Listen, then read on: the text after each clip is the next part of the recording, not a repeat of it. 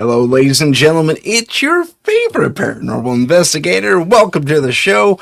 My name's Tim Sudano. This is Paranormal Insight. And on today's show, we were supposed to have a guest, but unfortunately, they had to postpone. That's okay. I've been kind of wanting to do this show for a while, but I wasn't sure where I was going to fit it in. And it has to deal with, and I'm going to have a little bit of fun. Not really. Trying to piece this together because my window's all goofy. But I want to share this image with you. There it is. You may recall this image. I brought it up in a show about a year ago called The Finer Points of Alien Abduction. And this was based on an experience I had in the dream state. So what I wanted to share with you, first we're going to take another look at that portion of that show where I talk about the dream and what Joe Montaldo, the guest on that show, had to say about it. P.S. If I do say so myself, The Finer Points of Alien Abduction is a 3-part series, and it is well worth a look, I think so. I've re-aired it a few times. Unfortunately, I may have overplayed it, but going back to this for a very specific reason, you'll see why in just a little bit. I am having all kinds of trouble with my window here, so let's see if I can toy with that a little bit. Having zero luck. Okay, we're just going to play the clip. This is from episode 34. And well, we don't need two of me, so let me, Nope. Okay. Wow, I lost all the little visuals here. This is fun. It's not fun, but, it could be. Let's see here. Yeah. New. There's a bunch of little drop-down buttons that just aren't happening right now, and it's a little perplexing. So, let me do this. There we go, and you can watch this segment. Here we go. So, my dream goes like this. I'm with my scary team.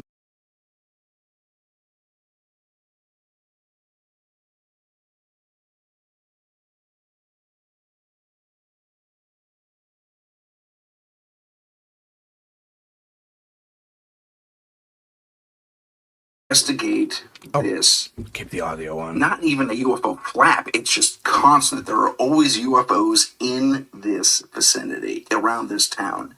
And this town has a very unique kind of, I don't know, I guess, design. Or I should say, they have a baseball diamond. It's abandoned. They don't use it much anymore, but, it's like a little league somewhere. And this is all AI art, so we just take that with a grain of salt. And at the back end, it's kind of like Rogers Field in Canada. There's a hotel. Hold on. A minor little snafu happened. Let me bring that back up because it's playing on my computer, but not on the thingy. So let me bring that back up again. My apologies for that little thing. We'll pick I might even rewind it a little bit because we kind of lost it. But as I was this is again the episode 34. Here it is. I'll back it up just a hair if I can.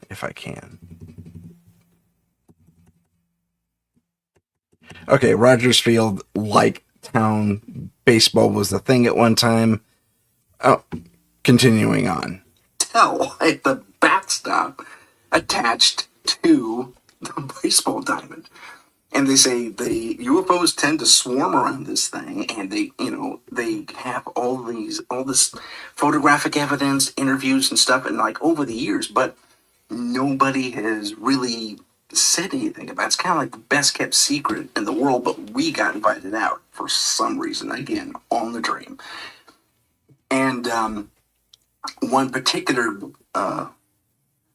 set of people, again, these are AI people. AI made this up. Look the way she's holding her cigarette. And I don't know what the heck that is on her badge on the little girl there. But anyway, these two, a mother and daughter team, refuse to be on camera, but they'll tell the story on audio. So, I'm geared up. I got what I call my one-man band, which is a tack vest I've modified to hold cameras and stuff.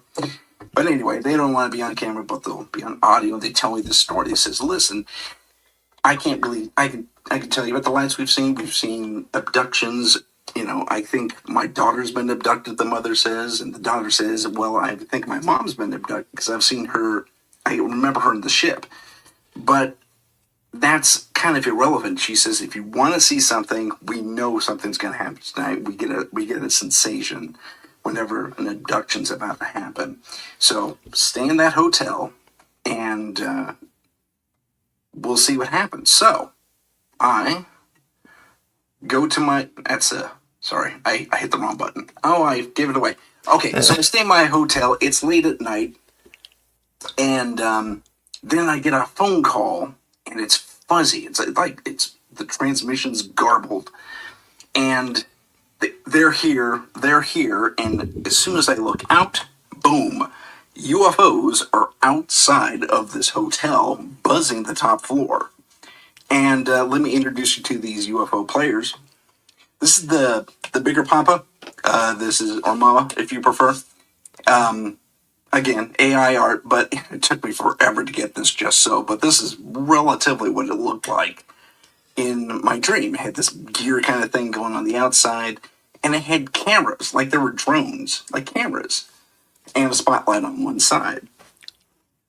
And this big one's buzzing around. I make it about 30 foot around, maybe 40, as its circumference goes. And buzzing around on the other side is this little guy. And he's decidedly smaller, maybe 10 foot around, but he's definitely smaller. He kind of looks like this, not exactly like this, but not far off. And he also has a similar ocular thing on top of his thing, and he's swiveling around like it's almost like an R2D2 kind of a thing. And I have these really those curtains that are semi-transparent. They're meant to like block out the light but be translucent, like provide. I can't talk, but those translucent curtains. One's pulled over. This little guy here, sitting outside my window, just like that, pans his little flashlight or spotlight and scans across the curtains. The curtains open. As he does so, I can feel this pressure, this electromagnetic pressure. If you've experienced anything like that, you've been too close to a power box or something like that, or a power junction, you'll know you'll get that weird pushback in the magnetic field a little bit. I'm super sensitive to that stuff anyway. It kind of helps when you're doing ghost hunting. But anyway, curtains, I feel the wave of this beam or whatever it is he's using, and I start to levitate. And I'm being picked up, and it's not any one part of me is picked up. It's like I'm being lifted up and as a whole.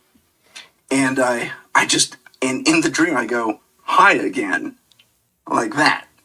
The next moment in the dream, and the part that actually kind of woke me up, is I get this chill that travels. I'll never forget the sensation, but it's like being doused in warm water when you've been cold and you get that chill.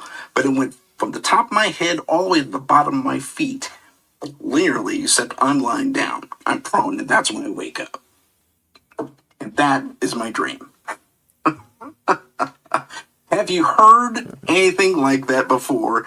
And have you seen craft that resemble these guys before? I guess that's my big question for you. And then we'll get into the larger issue.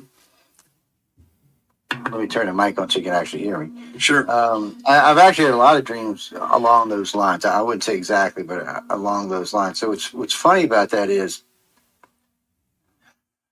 part of the dream sounds like somehow or another you got AI stuck in your head. Part of the dream could be alien, but the problem is a lot of the descriptions you give of the craft sound like AI. Because we've got a lot of these that sound like AI that are not actually. To put in perspective, the Greys, reptilians, and humans don't need a light to scan you. Okay. Their scanners just work. They just work. Doesn't matter if it's dark, daylight, or anything. They just scan out. They're invisible scans, and they just scan out and they touch you, and you can feel them when they touch you. And it does push back. Yeah. Not always. I mean, if you're not sensitive to it, you might not feel it. But most people who are sensitive to it are going to feel it, and they instantly know what's coming next. Okay. The next thing is your ass is being hauled aboard the ship for whatever reasons they're being taken. In this case, someone may have known you were there. So military abductions are funny things. So the government always wants you to think that you're being taken by aliens again.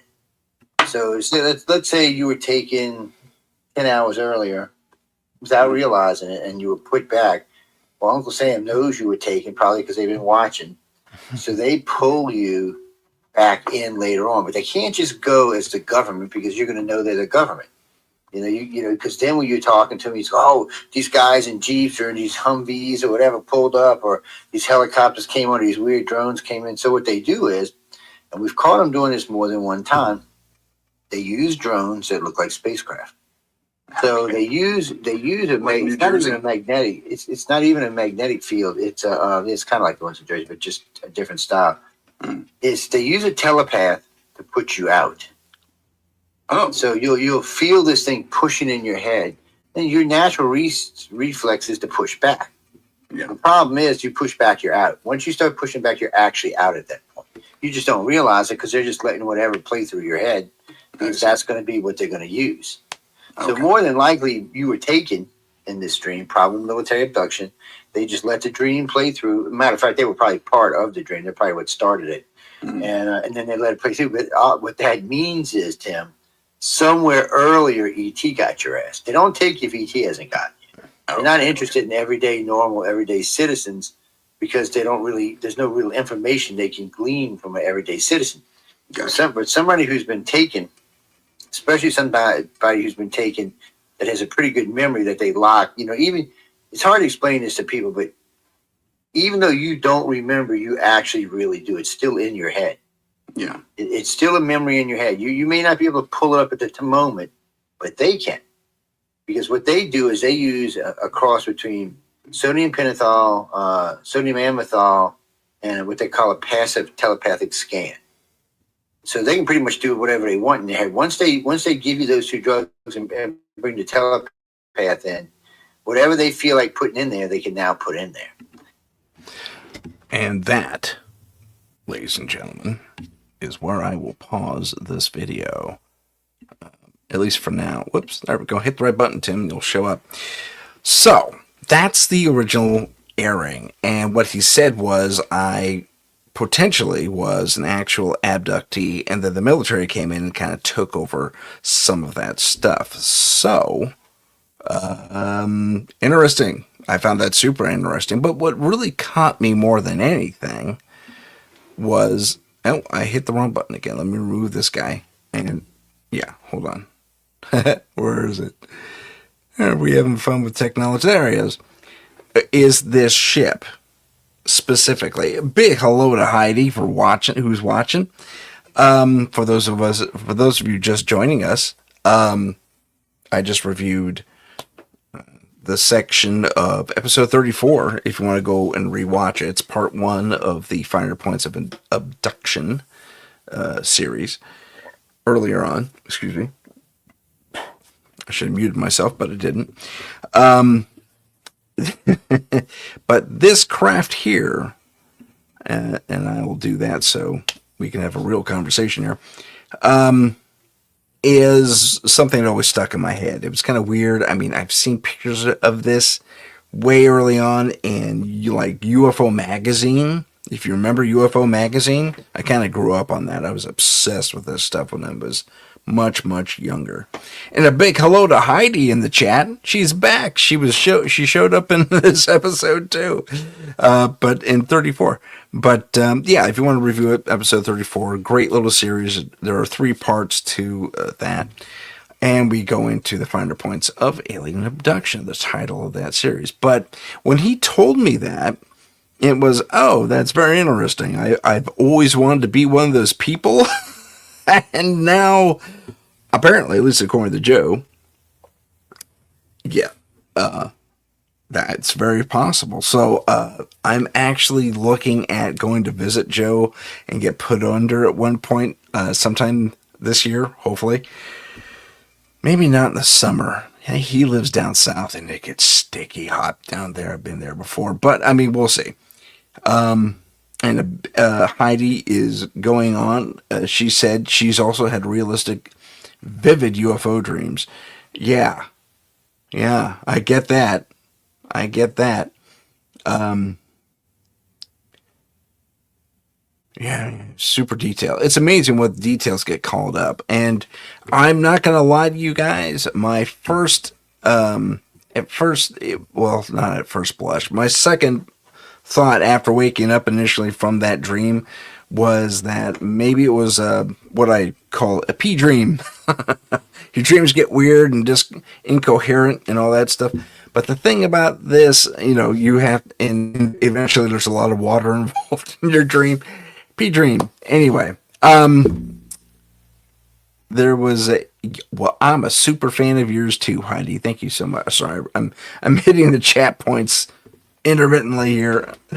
And thank you again, Heidi, for being here and spreading the word about the show. But there was so was it a pea dream? It was too linear. Pea dreams have a lot of water, and I'm in the desert, man. Quite the opposite. And I've never had this dream before. Nothing repeats. With a pea dream, at least in my case, I get a lot of repetition. It's like, oh, it's it's a recurring dream because your brain and your brain's trying to wake you up so you can go to the bathroom. And anyway, so I'm more convinced than not that this was not a, as I put it, pea dream. But let's get to the ship. Now, the ship in its own right is rather unique. And if you're to take the little camera ocular apparatus off the top of this ship, you'd have a UFO that has shown up in other photographs. In fact, I was quite convinced, giddy even, because I saw that ship captured in a photograph. And I saw it, at least to my recollection, in the new UFO files dump from the U.S. government. And so I downloaded them, naturally, and I go looking. And, I mean, when I say that, okay, so I downloaded them. Yay, I found my ship. Yay, it's real. Or at least it was, whatever, caught on camera. This very type of ship. And it wasn't quite as, like a Reese's cup looking ridges there. It was more gears in the photo depiction. Now, am I going to show you a photo of that? My intention was to say yes, because I went back in the archive after I downloaded it. I was doing this yesterday, day before, and I'm looking for the photo. And I'm looking for the photo. And it's like, gosh, maybe it's in a different archive.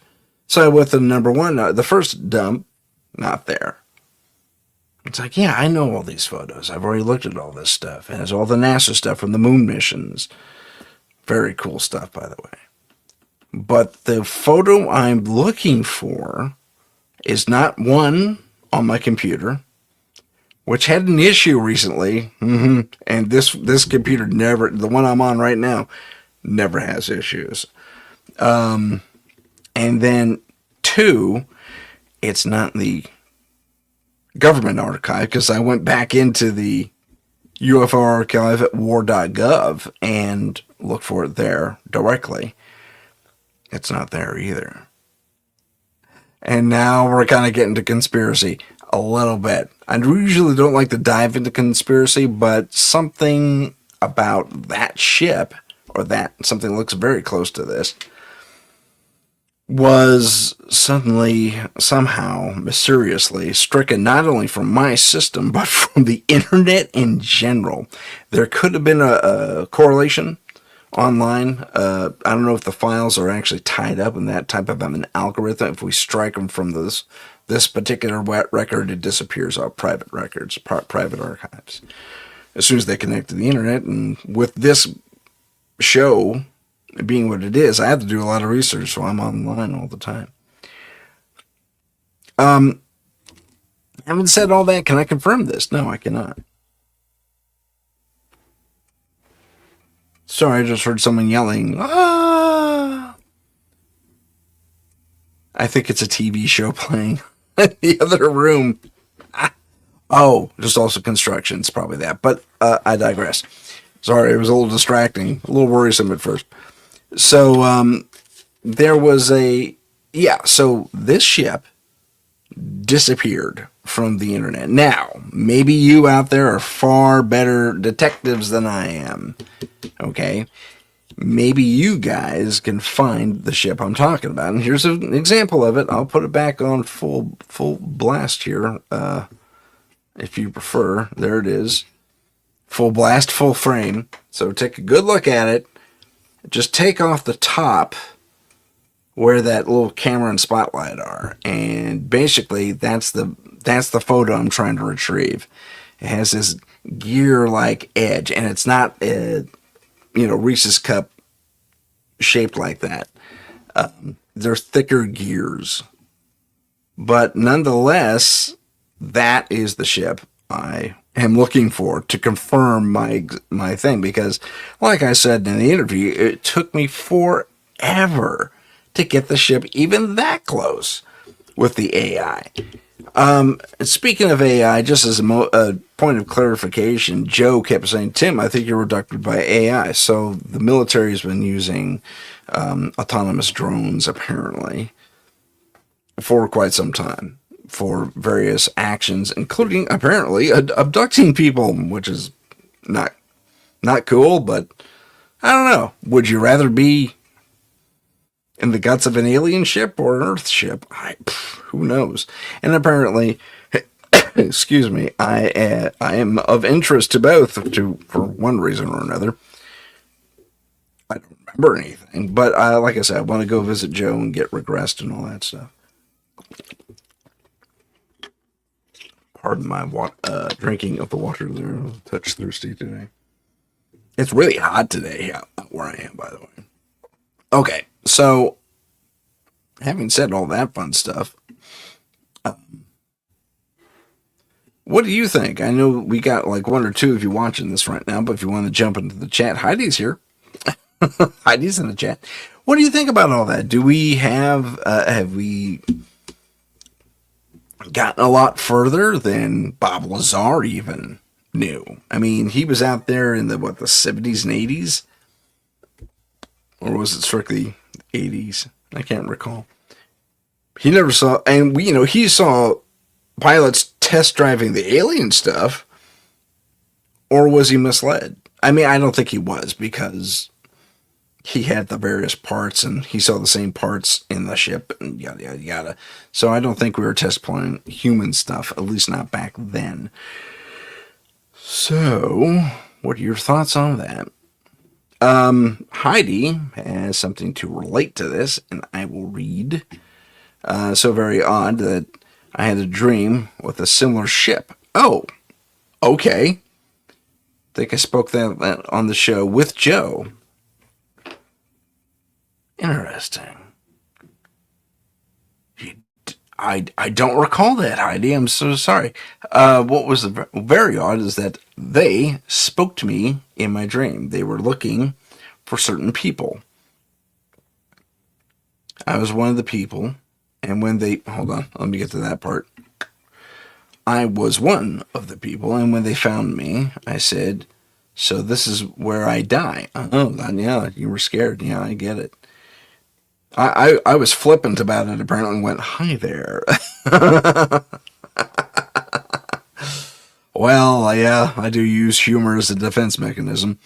It's true. And I was shocked. They said, no, this is where you're reborn. Oh, very interesting. That's very interesting. Tell me more about that, Heidi, because, I mean, how did they explain to you what they were talking about when you said you're reborn? Is this a form of... Sorry, I got weird things squeaking in my room here because everything's all akimbo. There we go. I tend to be justrous. But yeah, I'm curious to know about that, Heidi. That would be very interesting to hear from you about any extra details you have. Did they actually go into the explanation, or is that the limit of your recall? And if it is, I get it, because I wish I could recall this entire thing that purportedly happened to me. That'd be great. Again, this is why I'm going to go see Joe and get regressed. And I know this is going to sound cliche. I just hope it works, because I think it might, but I've had people try to hypnotize me in the past. Never took. With the exception of, I can get into a light interactive trance state, but I don't think that's the same as hypnosis. Maybe it is. I really don't know. So, cool. I'll come pick you up in California. Heidi says, I'm going to go too. Yeah. I'll pick you up on my way there. Unless he's coming out here. He may be going to Colorado or California or both. Maybe we can talk him into regressing, both of us, when he comes out. But worst case, I'll go to him, or best case, depending. And I'll pick you up on the way. I'm actually looking at getting a job driving cars, so as a sideline, just so you know. Cross country. I thought that'd be a really fun way to tour the country. Have a little fun there. So, my question to the world, to those of you watching, is, have you seen this ship? Have you seen this ship? Because it's been on my mind for a long time, and I have been wanting to do this show to recap all that stuff and figure out what happened to that picture. Somebody somewhere must have it in their archive. And even if it's just for today, yes, road trip, Heidi, I'm all for it. That sounds fun. I haven't been to Boulder in 1,000 years, by the way, so I think that would be neat. Been to Denver, but I haven't been to Boulder. Sorry, she's in the chat saying all this. But, yeah, I think that would be interesting. I'd love to do that, actually. So, hey, if anyone has any ins with these different car companies that need their cars driven around, I have been hitting a wall with that stuff. But this is about the paranormal, not my issues at all. So let us jump back into the paranormal. Now we're going to sideline, for now, the ship. And I have a P.S. I poured through everything, even my online stuff, where, because I keep a little archive on Instagram, and I keep a little, I keep the weird file, so to speak. Sorry, I just logged into the Instagram to look at this stuff, and I got distracted by something. But so it's not for a lack of trying to find this stuff. And I even went through my likes, just my likes, and nothing doing. I had zero luck. So as I transition this to my still gorgeous here, she says, I guess in Boulder. That's good to know. Did Denver turn into a hole? A poo hole, as they say. Some people. Let me know. Excuse me as I yawn. Oh, how horrible. They found vampire graves in Poland. That's fun. That is to say, they found graves where the coffins, and I did a short expose early on in my career, where in fact it's the very, I'll show you the image right now. I'll keep that on. Sorry, just making last minute decisions here that I should have made in the production, but allow me to share this with you. Adding to the stage. Yep, adding to the stage before pressing remove the other. Oh, shut it. All right, fine. Adding to the stage. Here it is. Okay, vampire graves in Poland. And I want to zoom in on the, if I can, I want to zoom in on the skull here. because this is the only evidence she shows. And I've done an expose on this. There was a rigged, oh shoot, it goes black every time I go over it. But there, if you look across that brown thing going across, that is a sickle. So that when the corpse wakes up, they decapitate themselves because they were so afraid of vampires. Yeah. P.S. This poor individual, I think a female, if I'm judging the development of the bone structures correctly. Oh, darn it, Tim. Had some teeth issues there. Interesting, that poor thing. But I see no canines and stuff like that. So she must have, she looks kind of young by the look of it. This may be the same girl as the photo I showed at a different angle. So if this is the same person, that's a little girl. Yeah. Yikes indeed, Heidi. Yikes indeed. She says yikes in the chat. That is, yeah, that's a little bit of overkill there from my perspective. It's like, let's see, she's a vampire. Okay, potential vampire even. And they found hundreds of these in a forgotten cemetery somewhere in Poland. They were excavating for one reason or another. And they found apparently hundreds of these. Whether they all had the sickle, I couldn't tell you. Because, sorry, I think someone has their phone or radio on outside.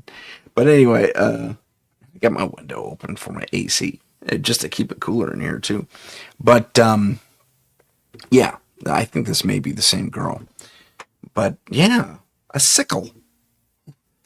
I'm back to life. Once you sit up. And there were other versions, because some people were just completely wrapped in iron chains. Some people were, they had leather straps that eroded over time across the head, across the neck, and across the chest. And I think maybe the feet and legs as well. Feet and legs. Yeah, feet. Around the ankles and then the upper legs. And I think the hands were bound to the back of the thing too. So there are various versions of this. I just found that fascinating. So let's see what else we got going on. Flying humanoid. No, that's just more AI slop, and I don't want to bug you with all that. Excuse me. Riverside Bridge Monster. You know, there's all... Whoops, I just yanked the earbud out of my ear. But, I don't know, there's a lot of goofy stuff happening. I wanted to focus a little more on UFOs. There we go. This is interesting. Let's take a look at this one. We'll go back to that one here in a second. So, let's see here. Now met with a Grays to abduct a very small number of persons that in exchange for advanced technology from the aliens, and we would be periodically given a list of those persons abducted. We got something less than the technology we bargained for. It found that the abductions exceeded by 1,000,000-fold what we had naively agreed to. And when we first became aware of this, we protested to the little gray being that we held in the captivity at the YY-2 facility in Los Alamos. We found out that the Grays are cybernetic organisms, glorified robots, if you will, who work here at the behest of their employers, monitoring us through abductions. Here's what happened, Art. In 1954, President Eisenhower met with the Grays to abduct a very small number of persons that in... Sorry, the pause button got away from me there. By the voice, I think that was John Lear talking about this. And it was Ike. You remember Ike had that dental emergency that took him 2 weeks to handle. And apparently he met with not only our little gray friends here, but the more humanoid Nordics. And here's what one said. The Nordic people said, get rid of your nukes and we'll talk and we'll elevate you because, you know, you're in a good quasi-strategic space, literally like among the stars. And it'd be nice to be able to garrison a few, stuff, some stuff here of ours. And then, we'll teach you all about it, and you'll get an upgrade in power, and, we'll help you maintain a peace across the world, and yada, yada, yada. But you got to get rid of your nukes. He had an opportunity, apparently, so the story goes, to meet with the little gray guys, and they said, "We don't care if you keep your nukes or not, but we're going, we'll let you in on on our tech." And they hand them. This is 1954 now, and they hand him, which almost kind of flies in the face of a few different things. I think this may have been a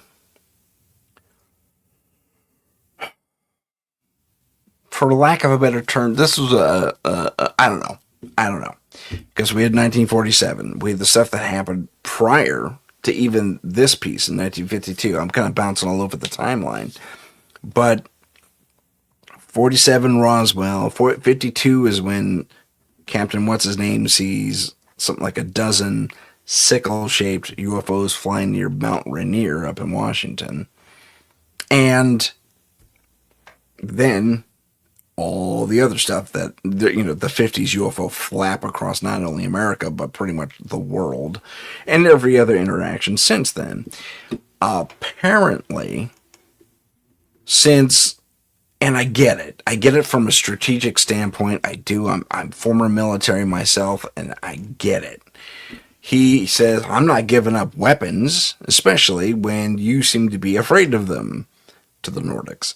He didn't say that, but in so many words from what I understand, but that is to say, probably because the Greys can fly over our bases and shut our stuff down like that. Whether the Nordics had that power, I don't know. They just full on made the request. It's like, get rid of your nukes.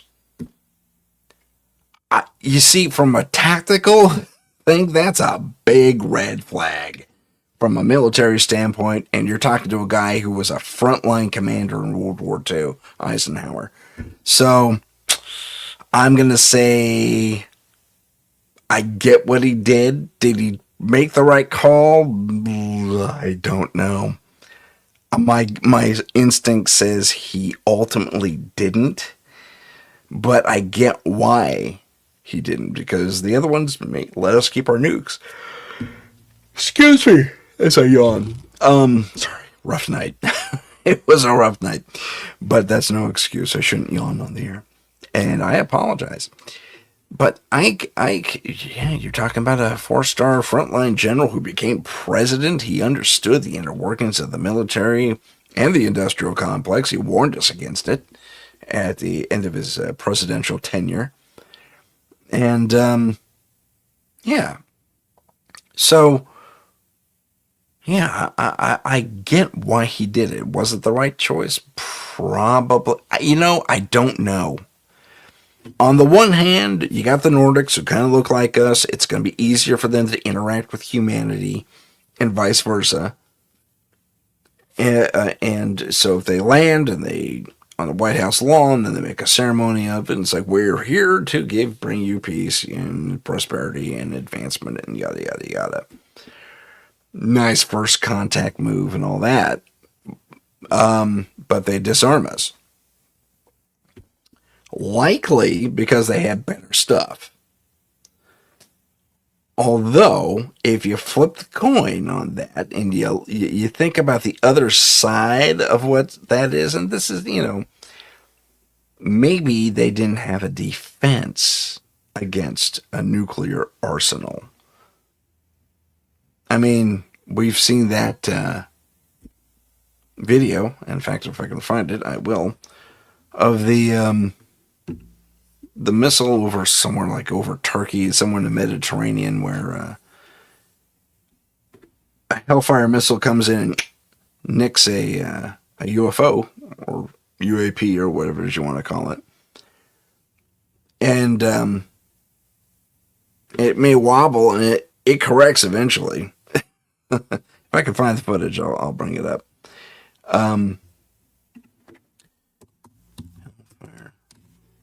Missile. Let's see. Whoops.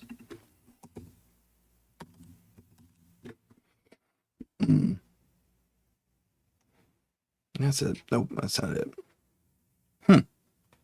Well, I know it's here somewhere, but if there's, yeah, I mean, so our convention, even our modern day conventional stuff, can't really take down these ships. Perhaps when it came to the Nordics, that wasn't the case, even 50 years ago or 60 years ago. Oh gosh, 54. This is 20. No, almost 80 years ago. Okay. No, 70 years ago. Anyway, a little over 70 years ago, give or take. My math is not very good. I'm sure I'm wrong about that. But, yeah, if you,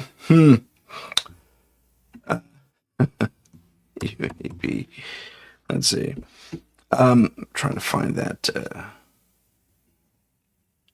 there it is. That it? That's not it. Sorry. I guess I should have prepared that earlier. I should put things in a special folder just for. That's what I should do from now on. I promise that's what I'll do. But again, sorry, I've been rambling on this. So I get Eisenhower's dilemma there, and I know why he did what he did. Was it for ultimate benefit? Maybe, maybe not. If the Nordics were true to their word and that was the caveat, was to lose the nukes, who's to say they're not part of a larger galactic federation, if you want to call it that? Sherry's here. What's happening? It's okay. I'm a little sleepy today, so don't worry about it. You're going to catch up pretty quick. But welcome to the chat. It's good to see you. So, okay. So again, Nordics say, get rid of your nukes. Greys say, keep them. Are they two different factions in the galaxy? One, or actually both, warned the president against the other group. So, from a strategic standpoint, I understand his decision to keep the nukes and all that fun stuff, especially given the potential dangers. So, yeah, let's X out of that one. And let's talk more fun UFO stuff. I think we talked about this guy.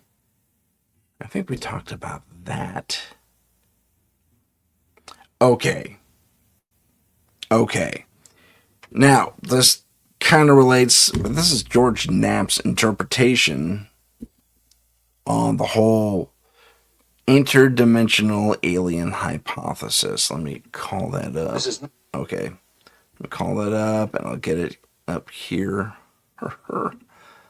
Nope. Is that it? Can you see it? You can see it. Okay, fantastic. Let me zoom in a little. Let me... that might be a little too much. There we go. Here we go.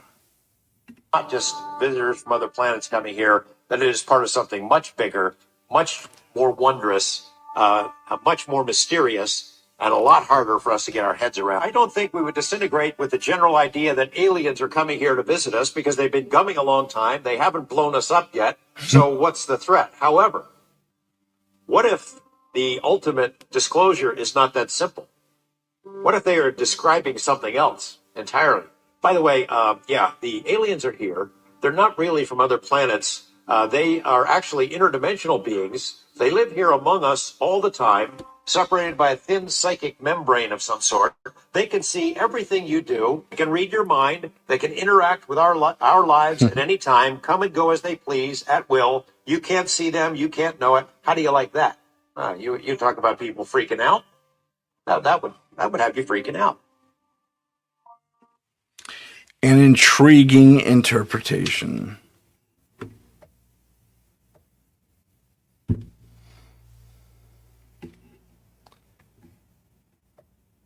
Oh my gosh. Yeah. Did I tell Tim about the photo? Oh, we have fun stuff happening in the chat. I guess we'll find out about that in a moment. Let me finish on this point with George Knapp there. A man I consider, given his investigation and association, and he's a great investigative reporter, and his work with Jeremy Corbell, and the contacts they've made, not only separately but together, teaming up. Yeah. How about that? So alien number 7 could be standing right over my shoulder right now. You can't tell. That would be interesting. Yes, the interdimensional alien actually makes a little more sense to one degree or another. Does that mean we don't have, aliens on our plane? Or does this mean that the aliens are able to slip into that phase behind the so-called veil and be just so slightly out of phase with us that we can't perceive them? But they can come in and out. This also sounds like, if you want to get religious, actually sounds like the jinn from the Quran. We talked about that with Sammer. Eons ago. It was a while back. So that's very interesting. We have these beings that apparently have mechanical craft. Some say they're biologically indistinguishable from a life form, except for they're made of metal.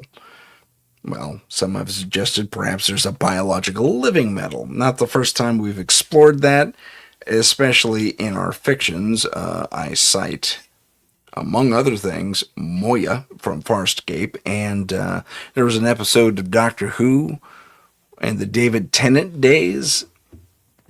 They explored metallic, physiological beings as well. Biometallurgical, I guess is the word. But, yeah, interesting stuff. So, are there interdimensional aliens? It would surprise me if there were, and Heidi has sent me that. I get to look at a picture. Yay! Or a video. Is this a video? Sorry, I'm going to review it real quick. Almost every night. I don't think I have things to do. Oh, fun. Huh. Look at that. That's pretty cool. I'll share this right now. So this is from Heidi. Is it a cat? Yeah, it's a cat way up in the sky. Sorry, my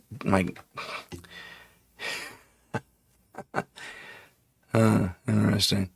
So I don't think there's a cat that big, but I'm going to zoom in on this and get it all set up, and then we'll share. Heidi experienced this apparently. This is great. We're going to take a little look at it here. So bear with me while I get you back up on the... Oh, I closed it. What a doofus. Okay, here we go. So this is a series of stills. And, it looks like you had 2 visitors there. So it's moving across the moon. Jigga, jigga, jigga. We're going to move on. Jig, jig, jig. There we go. And so a nice clear moonlight. And then 1021, 1023. This thing wasn't really trucking, was it? It was just easing on down, easing across the moon there. And I guess Boulder, Colorado was the wrong place. It was either the right place or the wrong place to be, depending. But that's really cool. Look at that. This is in May of 2026. Fantastic grab, Heidi. I'm going to zoom in a little more on that. If I can, if the internet will let me. Yeah, there we go. That's far better. So, look at that. Nicely done. That's a good grab. Good grab. So, clear moon, ship, and a follow craft of some sort. Escort craft. Look at that thing. That thing's cool looking. Sorry, I hit the wrong button. I didn't mean to pause it, but I did. There we go. Now it's going again. Okay, I'm going to pause it right there. Look at that thing. That's pretty nifty looking. 3 points, kind of rounded on the insides there. And you got that weird little follow craft right there. That's just crazy stuff. And it's not part of the tree, because the tree's right there. Yeah, that's a great capture. Yeah, valid and odd. I agree. You definitely got something up there. A proper UFO, an identified flying object. And like I said, if you're looking at the time, which is no longer showing up for whatever reason, let me zoom out so everyone can see what's going on. So I'll unpause it here because I think there we go. See that there's a time code here as she's taking the different pictures. 1023, 1021. This is 1023. It's really, I mean, come on, look at that. That's really cool. I'm zooming around. It's a little blurry because I'm zooming around and I'm pushed in. Yeah, not a cat. Cats don't fly that high above the cloud cover. And you know what? As I look at this, I'm noticing a very linear shadow here. Look at that. Look at that linear shadow poking through the clouds there. Now, is that the actual outline of this thing being cast on the clouds? I don't know. It could well be. And that might be the actual shape of it. It's just, for whatever reason, it was discombobulated by the moon. Probably because of its backlit so strongly. But what a grab, Heidi. Fantastic. But again, look at that linear shadow. It has very definitive edges to it. And it would continue here and here and here. So, wow, that's interesting. It doesn't cast. Or rather, maybe it does cast a very similar shadow. Because, like I said, I think these points here, because there's a point up front and there's a point over here, and I think there's potentially a point there. But this is the actual outline of the thing. I mean, you can make out what I can only assume are some sort of vectoring system. That's a big, huge assumption on my part. But wow, that's great. Nice capture, Heidi. Very nice capture. And yeah, that's pretty cool. Nice choice of songs too, but I don't have permission to play it. So I can't. King Heart, yeah. Huh. Interesting. I'd say you definitely caught something there. For sure. For sure. Yeah, that's awesome. Very well done. Very well done. As we call it, you know what? I'm going to like it, and I'm going to save it to my weird file. How's that? And paranormal evidence. There you go. You just made the weird file. Excellent. Oh, that's such a good capture. I'm very excited by that. But let us continue our exploration of the weird and wonderful.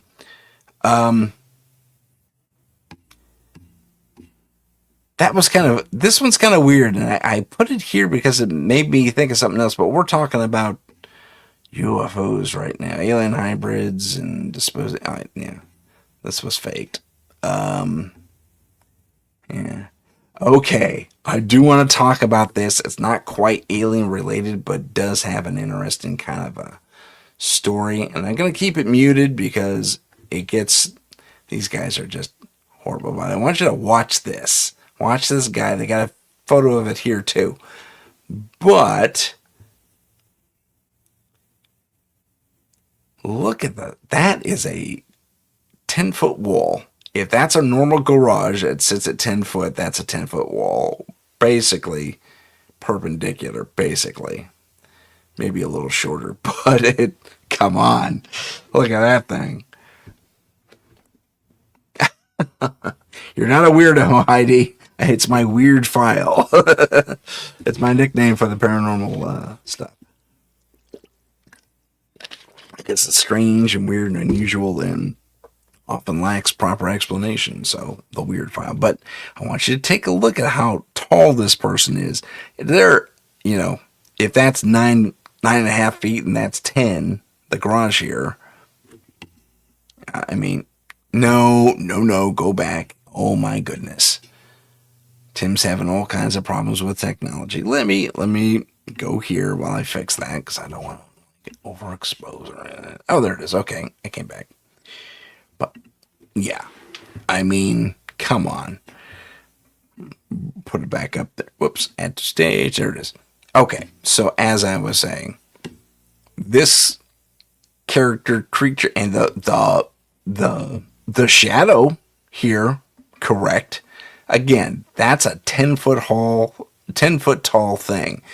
Most garages are. Some come in at 9.6. I'm going to call that 10. I'm going to call this wall over here 9.6.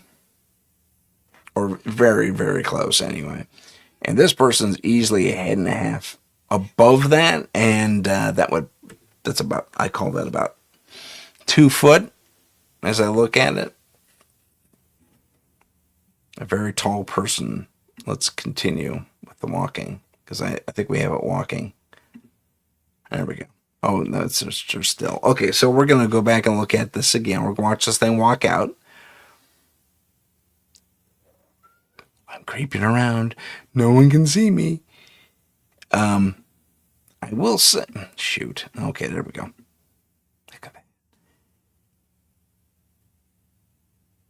Now, one thing I want you to notice about it, while the shadow lines up,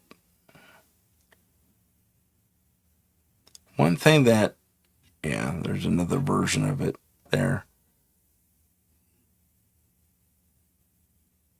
Yeah, I don't know what they're trying to show us with the shadow there, because there's no person, but, I mean, the shadow's in motion, but it's weird. Okay, there we go. I want to see this thing walking again. I want to take a look at... I may debunk this already, because it looks like he has pants on at first, and then he has a skirt. Yeah. Now, it could be a long coat-like thing, but it seems...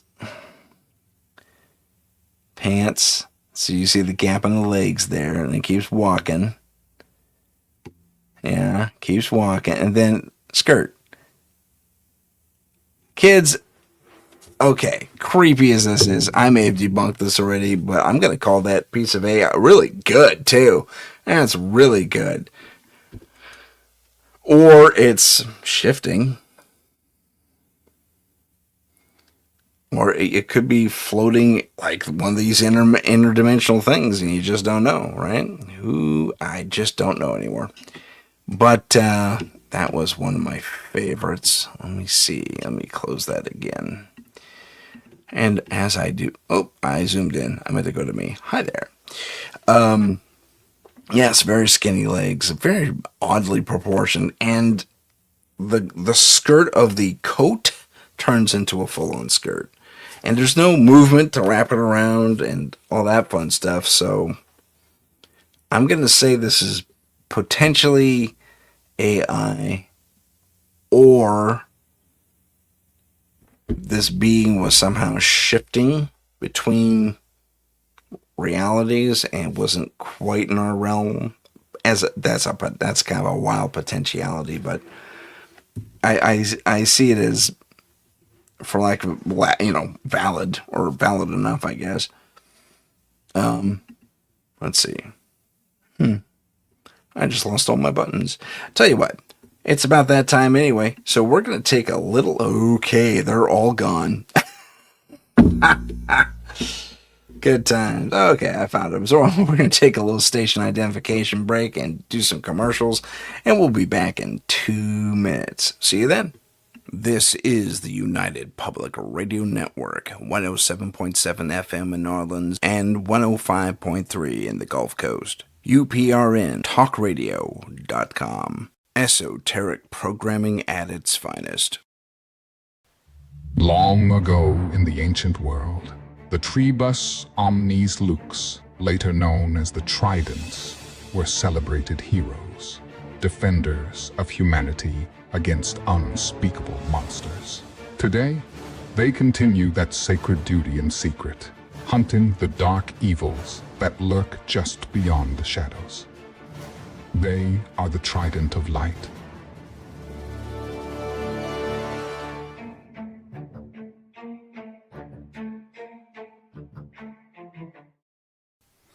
Introducing Story TV, enabling true creative freedom for independent creators. Search an ever-growing library of fantastic festival winners, including Blaney Tucker's Ghost and the Monster Hunters of the TOL. Free to enjoy at lower resolutions. Pay $5 per month for 1080 and full K presentations to support the artists you enjoy. Your monthly contribution actually goes to the filmmakers themselves. Support independent film. Support Story TV. Check out our Patreon. Get deeper behind-the-scenes insights. Also, tips into being a better paranormal investigator and other fascinating content. Follow us on Instagram at paranormal.insight. Stay informed on upcoming shows, see what paranormal trends we're following, and help us reach 50,000 followers by liking, following, and sharing. Don't forget to follow us on YouTube at paranormal_insight. Click the live tab to see our latest videos. Hello, ladies and gentlemen. Welcome back to the show. As I hit buttons, my screen differential goes. I don't know. It's kind of weird. But we have a new comment here, and I can't seem to get to it. Oh, I have a great radio. Why? Thank you. I appreciate that. I have a great radio voice. Heidi tells me.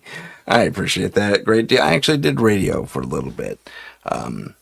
A gazillion years ago, I was part of a Part 15 radio station. That's a free radio station, so radio free something or other.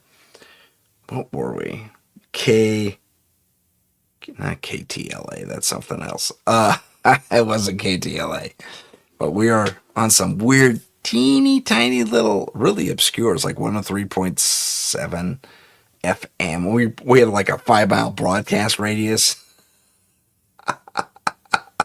It was really a local station. But it was fun. I got to play music all the time, and yeah, that was a blast. I did enjoy that a great deal. Let's see. So where's that disappearing to?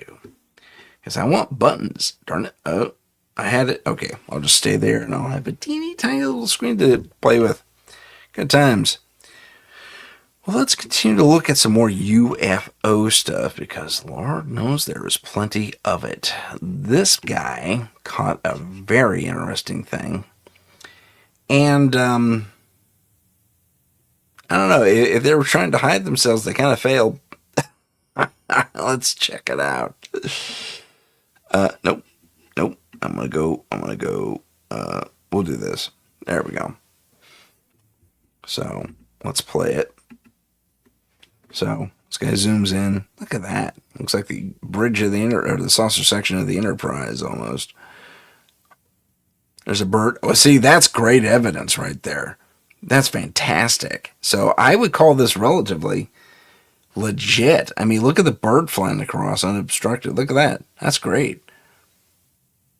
That's fantastic. So this is probably legit to a degree. I mean, I'm seeing very few artifacts. We got this weird, perfect, hazy cover.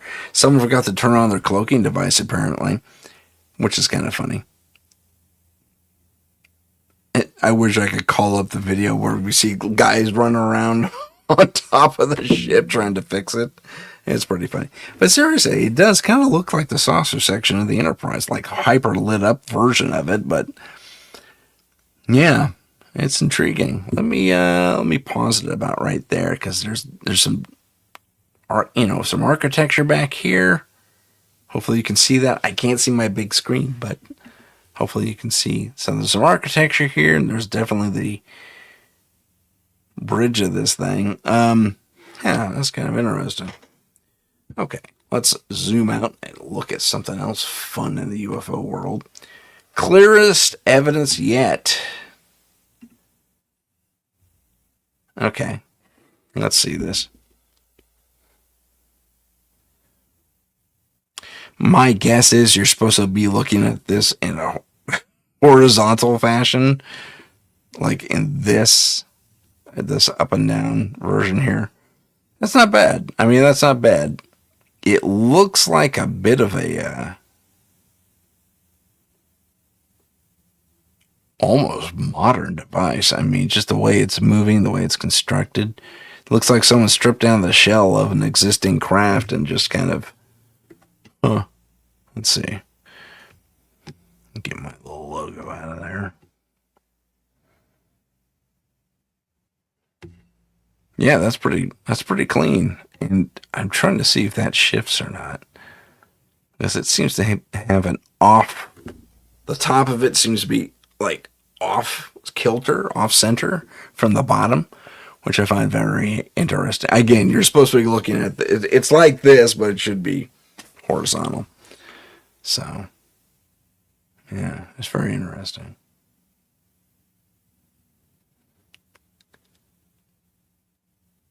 Huh. Yeah, that's pretty cool. Pretty cool. No, that is not the UFO I was looking for. Okay, I think I talked about the 4K revolution of these earlier things. We talked about that one. I may have gone too far back. Okay, let me go forward. We talked about that. Last time.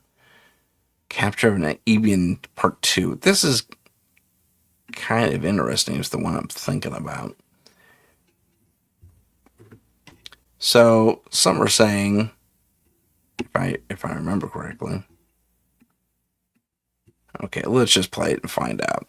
And eventually somebody decided, let's bring these into him and let him look at it. Then he explained to the handler, this was a communications device.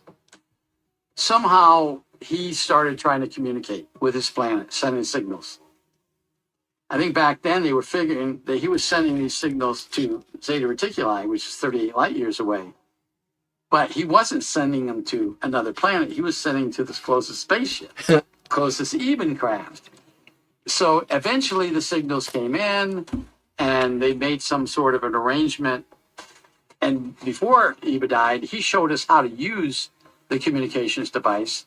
So when Eva died, I believe it was November 1952, wow. We were able to continue sending signals on this communications device out to space.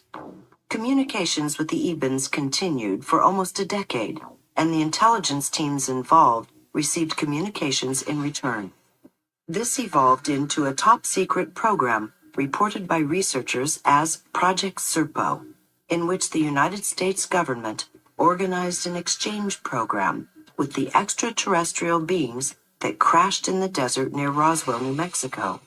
While the that's interesting. I think this is part of a Gaia report. It's interesting. They say this all happened in 1952. Well, we just talked about what it happened in 1952. There was that's when Eisenhower went out and did his thing. Had that dental emergency. So there's a lot bad, not bad, but strange overlap. I mean, how quickly are you going to rev up this program? If I remember correctly, it was like this time of year when Eisenhower had his dental emergency and had the meetings with the two different groups of aliens. So how in 1952 did we already have captive aliens? So, I mean, that's something to consider. How did we have captive aliens that far back? So I'm thinking either there was multiple programs operating at various levels, which wouldn't surprise me when it comes to this government, because I worked at NASA, and that was kind of a thing, where one program knew what the other program was doing, project, I'll say. And they said, well, we got to beat them at this, because if we beat them at this, then we can ask this of them. And it was kind of a weird thing. Like they were trying to outpace each other for resources and for talent on these different teams. And for funding to a degree. Although the funding was nearly, well, I wouldn't say limitless because that wasn't the case. But it wasn't that hard to come by back then. The oversight committees just were not as diligent back then as they are now. I mean, they were diligent, don't get me wrong. If you spent it on Hawaiian vacations for your entire team, okay, yeah, then you're gonna answer to someone. Forgive my leaning. I just kind of cocked my foot up there and I did it. There we go. But getting back to, so something tells me there were various levels of operation, operating at various levels of this, that, and the other thing. One hand, the left hand didn't know what the right hand was doing, so to speak, or vice versa. Oh, pardon my yawn. So yeah, that's an interesting piece, and it raised a lot of questions. So while some people were dealing with the so-called Ebens, which is just, unimaginative extra biological entity. I forget what the N stands for, but yeah, that was kind of crazy. I do want to bring one thing up, and it's a little long, but it might be a fascinating look and even give us potentially. Actually, it doesn't give any potential to an all-in-one answer, but there's this guy who talks about this book called The Eighth Tower. And, and the subtitle is On Ultra-Terrestrials and the Supernatural. And the supposition here is, with this book, and I'll share the screen.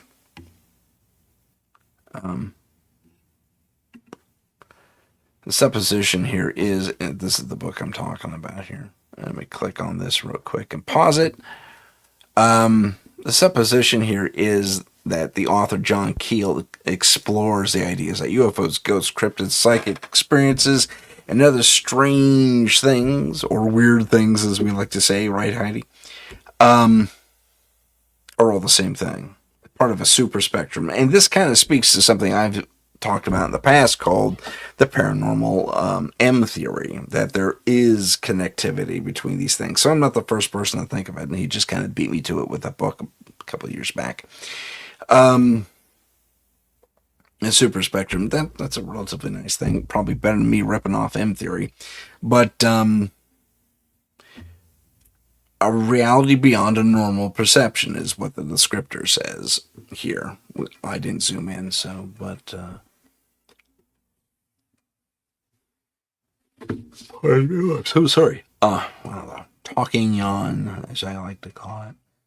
Cannot. Sorry. Just not used to talking this much, typically. I only do it once a week. Other than that, I typically just shut up. Believe it or not. One of the most influential and thought-provoking books in the paranormal studies. Well, that's interesting. He makes that statement, and I'll zoom in on that part right now. One of the most influential and thought-provoking books in paranormal studies, because I've never heard of this book, and that's my bag, man. I mean, that's where I live, So, anyway, if you want to check it out for yourself, yeah.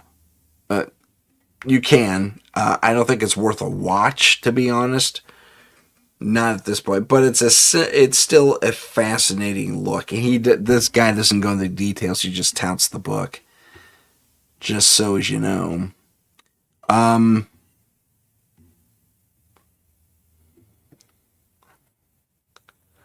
Okay, I'll zoom in on this just for the title. So, Rep Tim Burchett, he's all for disclosure, and he's been championing disclosure for a while.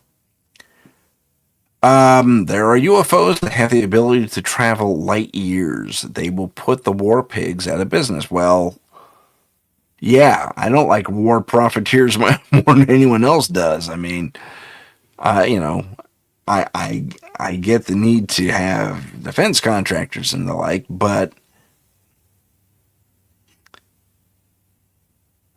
I don't think I don't think that's necessarily an absolute. You know that you need to have these defense contractors that have certain clearances and all that fun stuff. Yeah, I get it from a security standpoint. I get it, but at the same time, it seems to me that's been a larger and larger excuse to continue to hide things from us. I mean, that's an excuse going all the way back to the 40s. Well, the people aren't ready. I would highly disagree. And while this is an AI generated crowd, at least from looking at it, I'm going to say it is, or the signs have been changed to reflect the topic.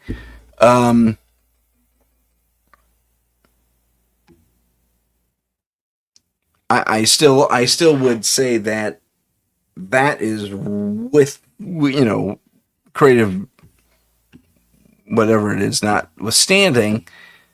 There's another one, Eisenhower. We'll watch that next.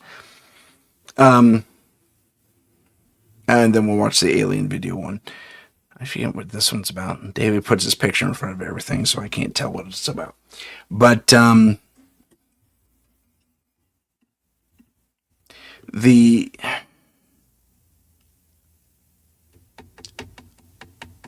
having FTL travel, I think we have it already. I think we've had it for a few decades now, believe it or not. Because certainly since I've been at NASA, I know we had at least something in the order of an operational theory on how it all works. And I think they were putting a ship together to test it back in the 90s.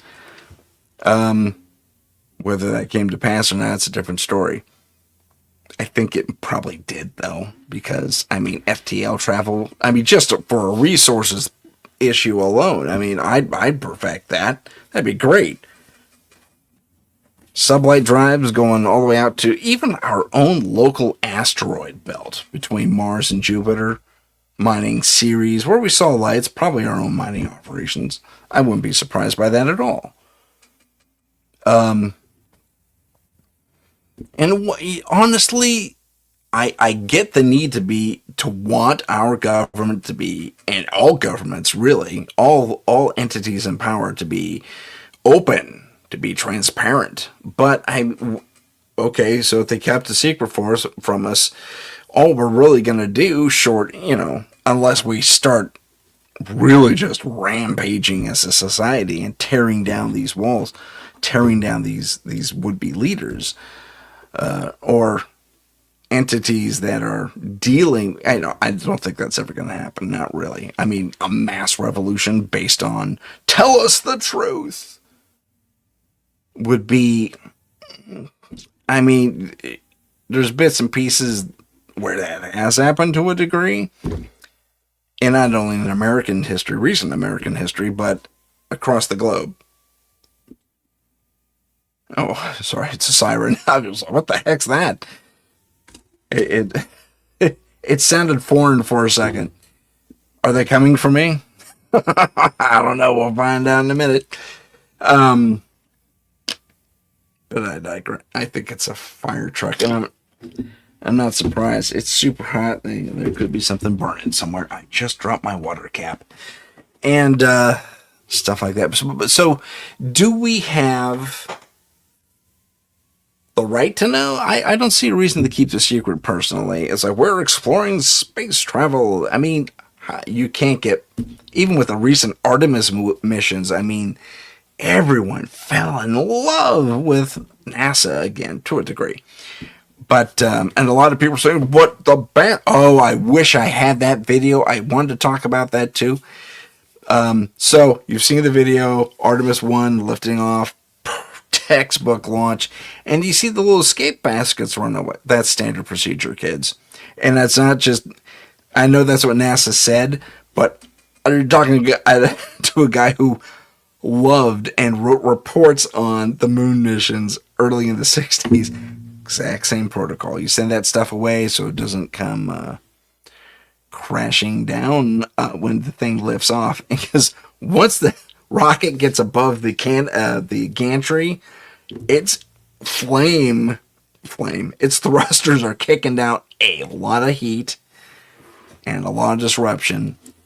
And while the cables can stand that kind of friction, the baskets not so much. So when the escape baskets go down the line, P.S. Thank you for the thumbs up. That's awesome. From Dalton, Jesus, thank you. When you see those little escape baskets flying down the line, that's standard procedure. That is not to say, did they really get? Yeah, they really went up. They really did. And they took a picture of Apollo 11, their landing site. Because I've said it in the past. You get a powerful enough telescope and you look at the moon, you can see our stuff all over the place up there. Not all over the place, but you know what I mean. You can see our older stuff up there. Probably some of our newer stuff too, because we're not the only country on the moon anymore. Let's look at more Eisenhower stuff, because that is always fascinating. So let's jump into it. We're going to hear some repeat information, but still. I promise. There we go. Whoops. Eisenhower allegedly organized a meeting with aliens in February of 1954. 54 now. This theory is among one of the most controversial and is often debated. But here's how it goes. On February 20th, 1954, Eisenhower interrupted his golf vacation in Palm Springs, California, to make a secret trip to Edwards Air Force Base to meet two extraterrestrial aliens. As wild as that may sound, the fact of the matter is that the whereabouts of Eisenhower that night are virtually unknown. To make things even more interesting, on the night he allegedly met with the aliens, the Associated Press reported that Eisenhower died of a heart attack in Palm Springs. 2 minutes later, the Associated Press retracted that bulletin and reported that the president was still alive. Eisenhower's spokesman announced to the press that the president had to make an emergency dentist visit because he chipped a tooth while eating a chicken wing at dinner. Researchers suggest that the dentist trip is just a cover story. All these decades later, it is still unknown which story is true. Another widespread theory, supported by Dwight Eisenhower's great-granddaughter, is that Eisenhower made a peace treaty with aliens in 1954 to allow for alien abductions. According to Eisenhower's great-granddaughter, their goal was to analyze our DNA. Could this explain the dramatic increase in UFO sightings and alien abduction stories since 1954? Did you know President... Yeah. So it changed. It was 1952 and now it's 1954. I think 54 is a little more accurate, to be honest with you, because I think someone else was president in 52. Don't quote me on that. My recollection of our presidential lineage is woefully lacking. Hold on, I gotta put this up, Heidi. Your library loans out telescopes. That's the best library in the world. You want to look at the stars? Here, have a telescope. That's amazing. Our library doesn't do that. And we have some tall buildings here, man. I mean, we should have watch parties on some of these corporate roofs. I mean tall. I mean like 20, 30. They're not the tallest buildings in the world. I know New Yorkers are going, that's it. But, you know,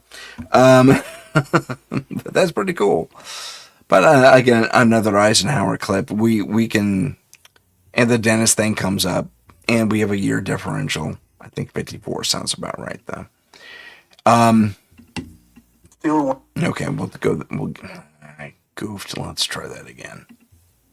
There we go. This is John Lear again. And he's going to talk about something very interesting. Now, the clips that are shown here, I cannot validate, verify, what have you. But it would, if true, validate some of the photos and videos, and we've seen this stuff before. But I wanted to touch on it because, one, it's kind of our topic today, and two, it's speaking to something else. You thought so too? Oh, yeah. Heidi, that's a really cool thing. I wish ours did that. Anyway, it is still speaking to our thing, and we're going to talk about the aliens again, and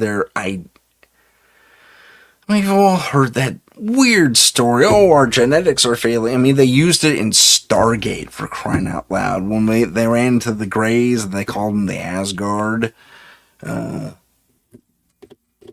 Yes, they should bring back that Stargate show that they canceled.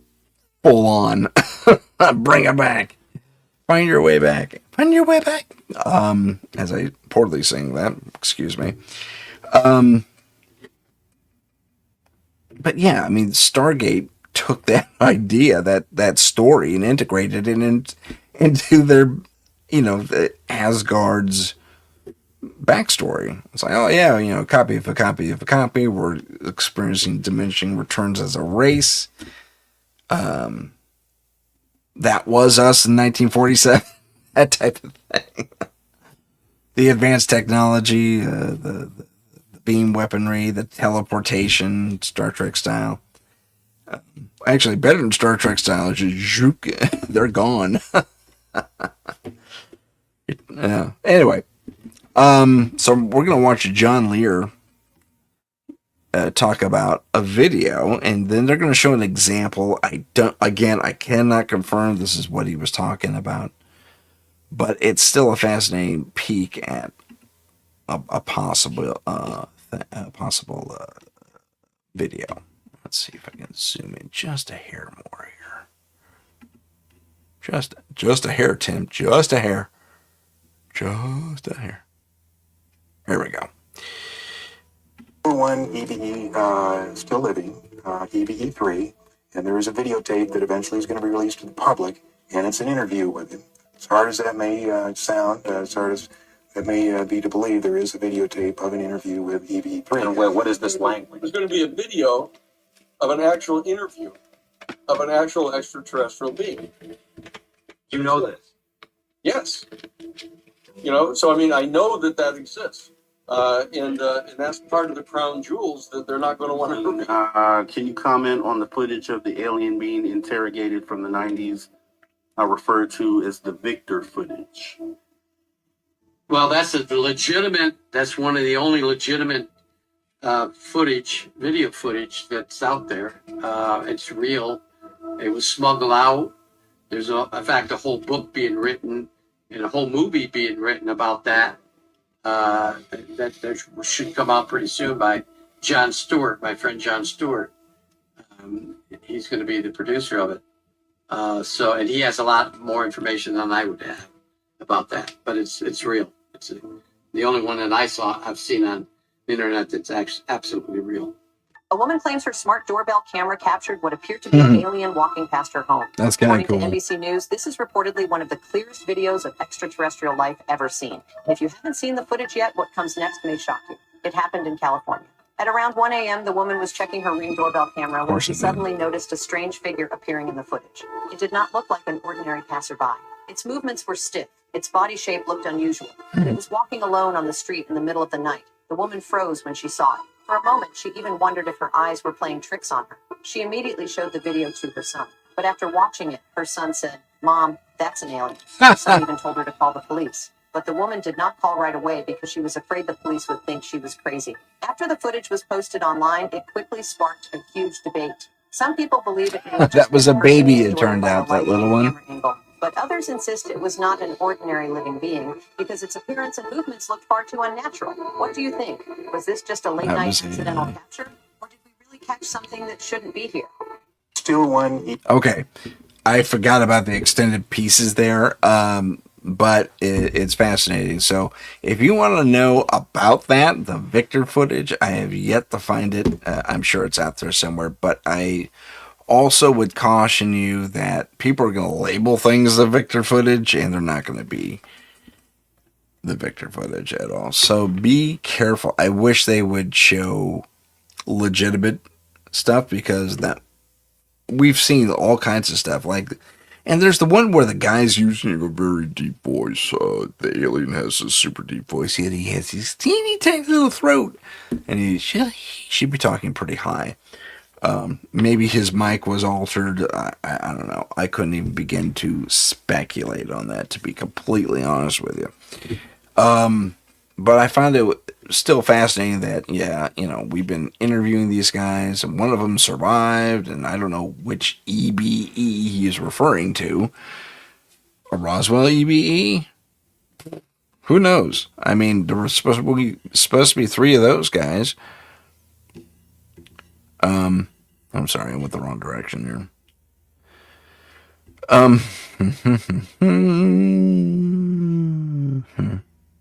Heidi, look at you grabbing that. That's just so much fun. That's really, really well done. But yeah, let's see what else we got out there. I should do that. There we go. So we're gonna look at some other UFO stuff. I got some crazy ideas out here. Oh, okay. There's one about Die Glocke, which is the bell in German. It was part of that Nazi experiment. I don't know. I haven't seen this for myself, so I don't know anything about. I'll show you what I'm looking at, though, just so you can see it. I'm looking at the Glocke one, and this is supposedly footage of it going, but it's not. It's AI generated footage. But the Glocke here looks incredibly like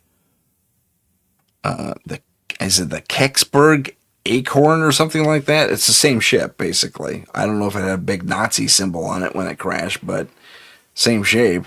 And the thing was supposed to be a time travel device, potentially. And it took off, disappeared, and then my suspicion is it's the same device, and it came back to Earth in the 1950s in America. Anyway, but I mean, it's weird what they're linking UFO to and versus alien stuff versus what fell from the sky. See, it's all a big thing. Man, some people. Linda Moten have what a champ. She's done a lot of strange things. I'm so sorry for what's coming. Wow, that's. You see UFO. Okay. One thing I do want to look at real quick, because this came up. I'll take a look at this. This looks like AI to me, but I can't verify that.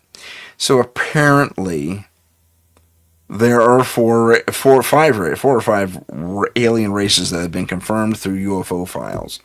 The dump. The Greys we know about, the Nordics we know about, the reptilians we know about, and there's insectoids, and the 5th one are these guys called plasmoids.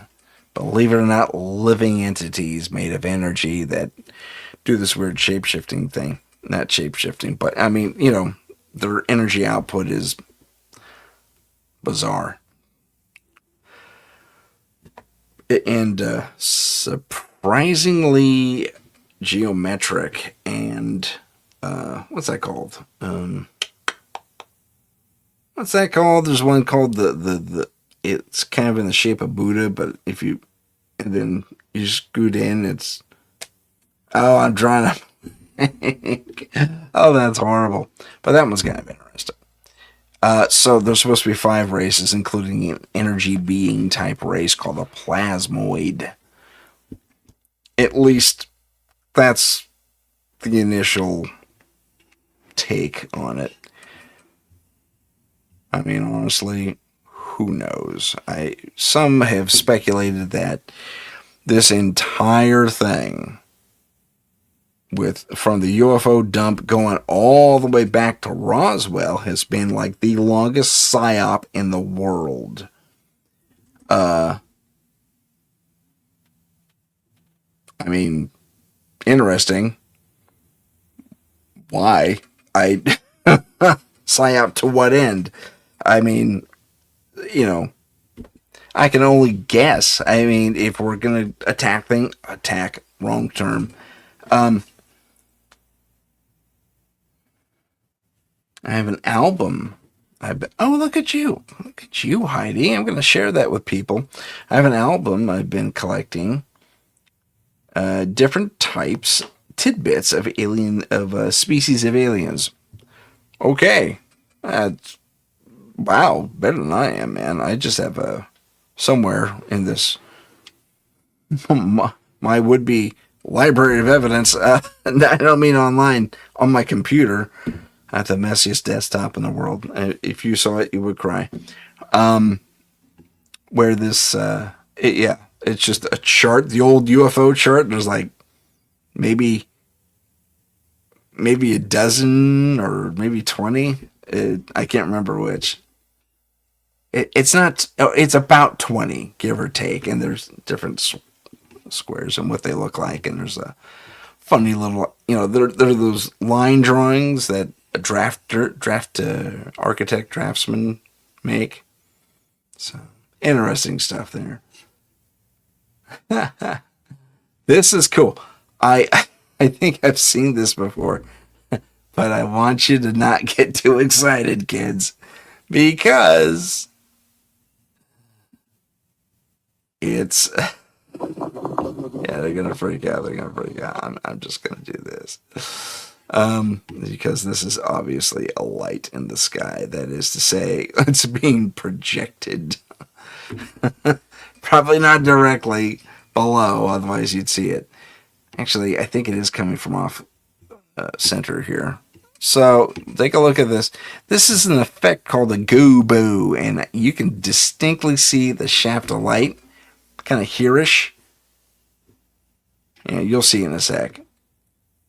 It looks legit. It looks like it's behind the clouds, but honestly, that's just light physics, because it's doing the exact same thing. It's going center to Y, center to the Y, and they're just moving the circle around and stuff.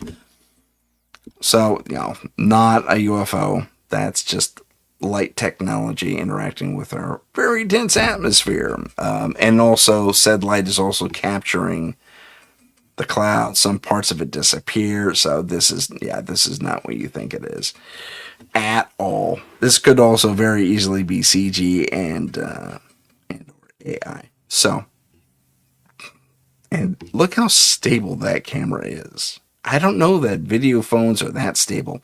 I have a pretty good stabilization system on my system, on my cell phone, and it's a little bit older, but for my money, that's AI. Okay, definitely AI. I just saw the clouds move with the light. Okay, that is to say, it just stuck to the light. So AI, debunked.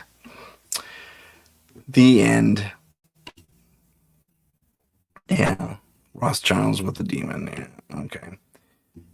Someone saw Tron. I thought it was cool. There. Yeah, volcanoes attracting UFOs. That's kind of interesting. Whew. Yeah, AI. That's an actual sea creature, believe it or not. That is not. That is from you. Okay, I wanted to talk. It's not UFO. It's not alien. So there's this guy here, right? He says, I took the clearest. No, you took a picture of a mannequin at a museum. Because if you look, that's a wall break right there. They cleaned this up. That's a wall break. That one little stick right there. It's painted. So this is a mannequin at a museum. And I think because this guy here, if you can see him, helped put it together. Look at this. Look at my work. Yeah. Not real. fake. Debunked. You're welcome. That looks like something right out of Star Trek, that little bald guy there. The AI is nuts. The AI is nuts. That's so funny. Oh my goodness. Yep. Wow. I still have trouble with the, yeah, I still have trouble with this. 302 footage, that is just too Hollywood for my taste. Yeah. No. Nope, don't believe it. I'd like to think that was something, but I mean, it made it. I think there's just too many gullible people because it actually made it to congressional review. I was like, come on, man. No way. There's all kinds of weird stuff. Oh, hey, Heidi. Here you go. List of alien people, including the MIB.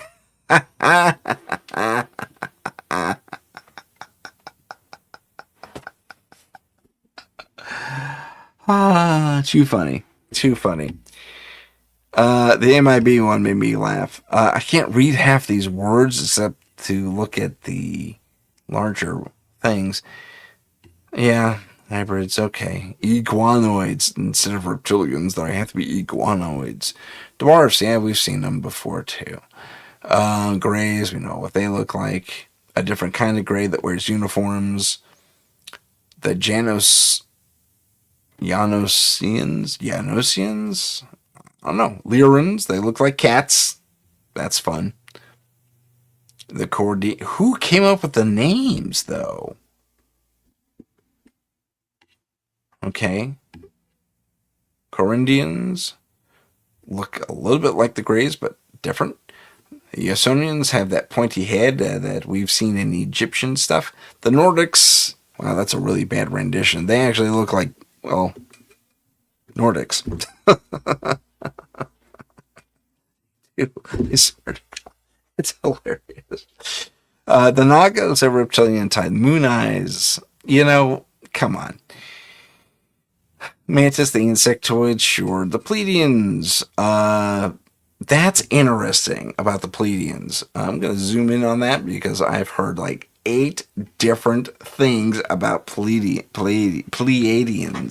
That's what we call them anyway, because they're supposedly from the Pleiadian star system, star cluster.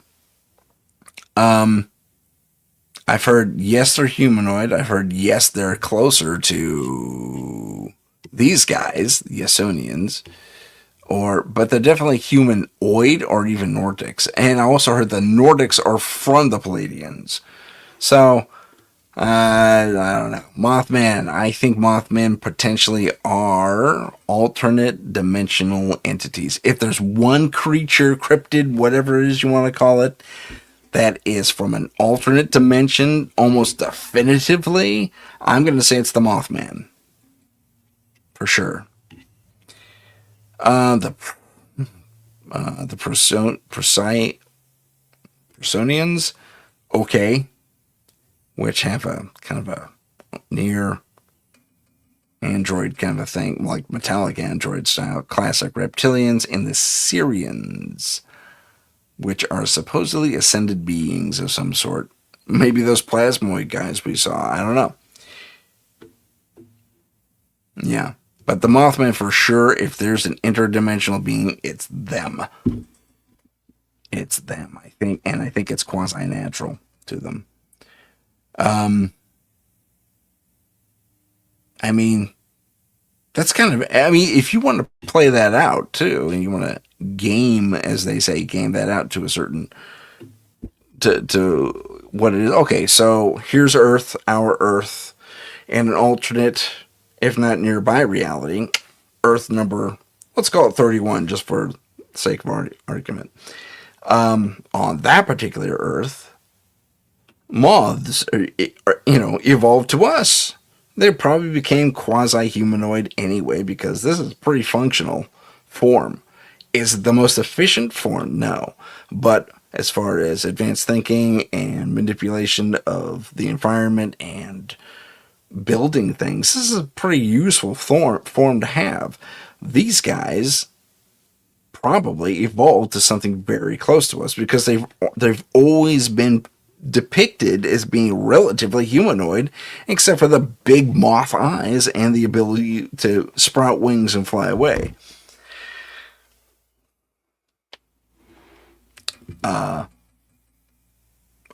That's my take anyway. So, are there definitively, well, according to George Knapp, yes, there are aliens running around. He didn't say which ones. I'd like for him to have said which ones are interdimensional. I'm convinced, though. My conviction lies that Mothmen are definitely of the interdimensional type. And if you have a plasmoid energy creature, probably them too, to a degree.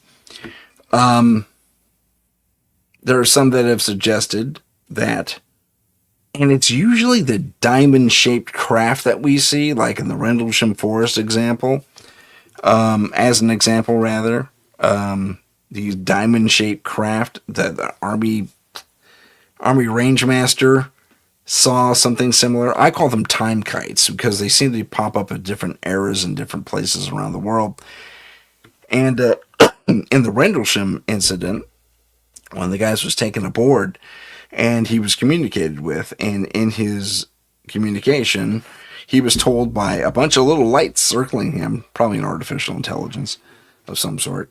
I was like, oh yeah, we're just checking out the time. Or it could have been remote, temporal remote stuff, like quantum mechanical interaction. I don't know. There's a movie all about that, quantum mechanical interaction as a communication device. It's called The Signal or something like that. Or Signal. I'm in the middle of watching it, so don't give away the ending. But it's I'm gonna like this little alien thing here real quick. Let me get it up there. It's in the weird file. I should just rename it the weird file, huh? Anyway. Excuse me. I lost my train of thought. Mothmen are interdimensional people. Anyway, yeah, I would have liked George Knapp to really kind of talk about that. That would have been fun.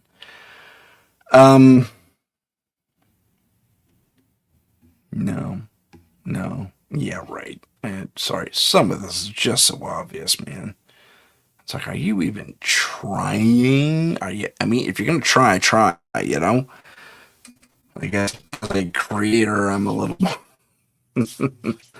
Okay, I do want to get your opinions on this. A big blank thing didn't pop up. Oh, there it is. Okay. So this is a tiny little municipal airport out in the middle of nowhere, Nevada.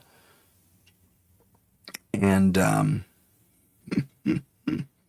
this jet is flying around, and I'll show it to you here. This is great. And this little UFO shows up. There we go. So let's see what happens here. So they're flying along. Zoom. Zoom. Okay. Zoom. And it parks. And it has an SUV. Obviously fake. You could just tell by it. Yeah. Someone's just having fun there. I didn't see the car part of it ever. I've only seen the still when it's just sitting there like that. That's pretty funny.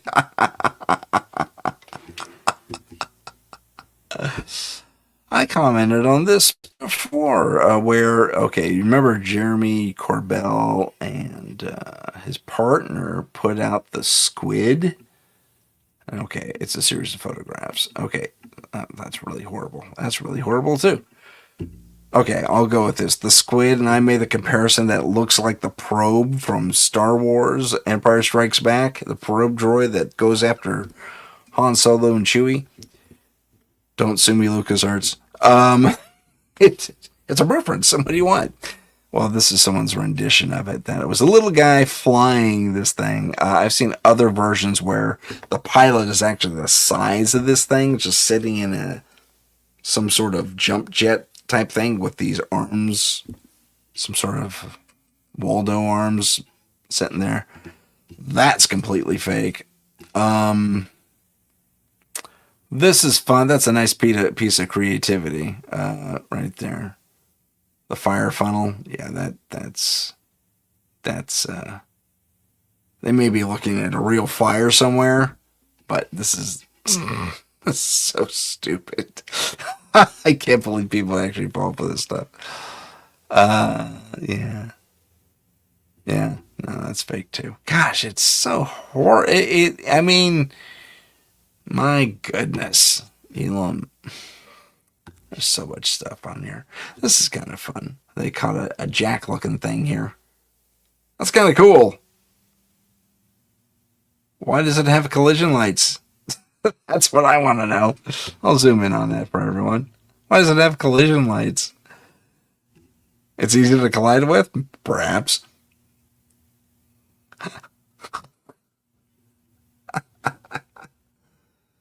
Oh, man. No. I'm going to say possibly. I mean, who knows? I don't know anything about advanced alien mechanical whatevers. That's entirely possible, but I'm going to go out on a limb. I'm going to say, given that it's out in it, did it move? Does it move at one point? Let's take a look at the spacing here. Yeah, it does. It moves. Oh, that's interesting. But I'll also point something else out. This is totally sci-fi. This is complete BS. Because this angle here does not match this angle here. It's a cool graphic, but no, that's fake too.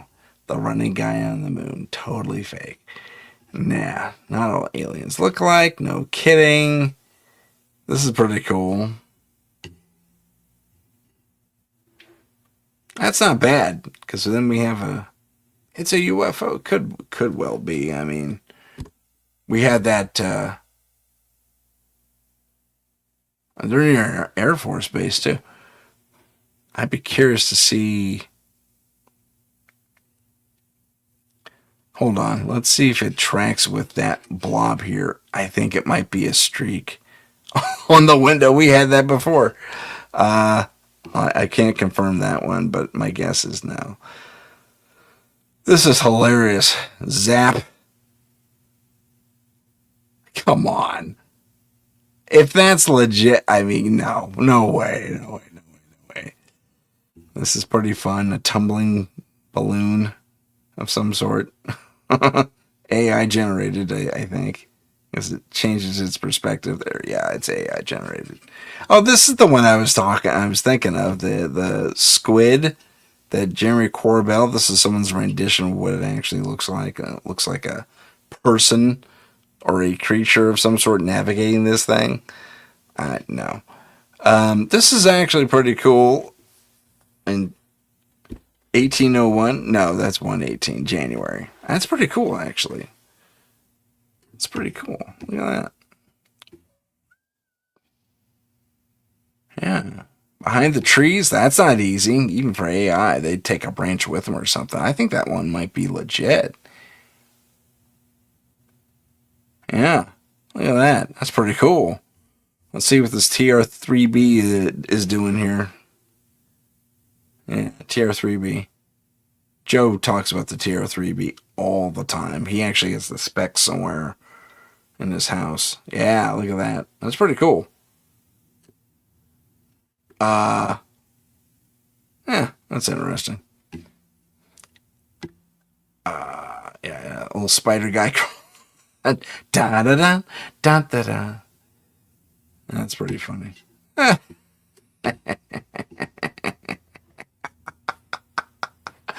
Da, da, da. It could be a repair drone too. You never know. I mean, it might just, that would be a clever methodology if it's not completely fake, which is entirely possible. Although you never know. That's pretty unique. I mean, I'll put that one in the maybe file. Hey, Heidi, we have more things. And see, there's the 4 I told you about. Then I had the 5th one, plasmoid. I don't think the insectoids look like that. I think they actually have the mantis people actually keep their claws up like their cousins do here on Earth. And then I let them down. They point. They're kind of like giant hands, but not quite. And one thing they never talk about, the aliens I actually saw, which is Carl, what's his name's, Tall Whites. And gosh, I'm blanking on them again. Let me call them up real quick. Tall Whites. Yeah. Charles Hall. Always get his name wrong. Oh, that's just... All right, let me close that. Move that from the studio and then call it this other one here. There they go. Charles Hall and I have seen these guys. Whoops. See, Charles Hall said what? Tall Whites. I gotta type it in again. There we go. These guys. I promise they're there. There they are at the stage. Yeah, we've seen these guys. They never mention these guys at all. They never mention these guys. So I don't know. So is it a massive psyop and that we don't know what the aliens actually look like? Who knows? So the difference between these guys and these guys is I hit the button hoping to make it work. Oh my goodness. These guys here is that the Nordics look relatively, well, human, and guess what? Nordic. So who knows? Let's see. Let's move me down to this corner. They say, Heidi asked me a question, do you think these are the common types? I don't. I really don't. They don't mention the Charles Hall kind at all. Even Joe, who runs iCar, which is the MUFON competitor, if not superior than MUFON, has said in his research, in their research rather, iCar's research, no one has mentioned Charles Hall's aliens. But I know for a fact, that though they are out there. Now, they could be hybrids between these two guys, between the Greys and the Nordics. And I mean, I imagine hybridization happens. Although, I mean, must have been a meeting of someone fell in love with someone's mind, because that is not an attractive individual by my estimation. Sorry, I'm too human for that, I guess. Yeah. So, they, like I said, Heidi, the 4 I just showed you are supposed to be the normal guys, but for my money, I think it's a very, very, very, a much larger diaspora of different, beings out there. And we're trolling the internet again, I just realized. Good times. Yeah. Oh, I'm so sorry. I'm yelling again. Oh, I'm yelling yet again. Oh, I'm so sorry.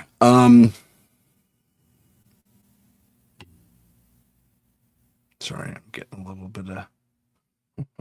Come on. Show me the preview. It's kind of fun.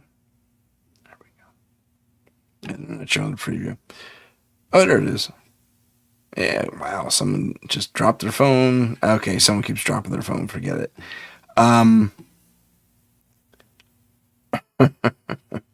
No. Yeah, that's fake. That's fake. That's fake. That's fake. Wow. I mean, man, I'd show it to you, but it's just not worth it sometimes. Huh.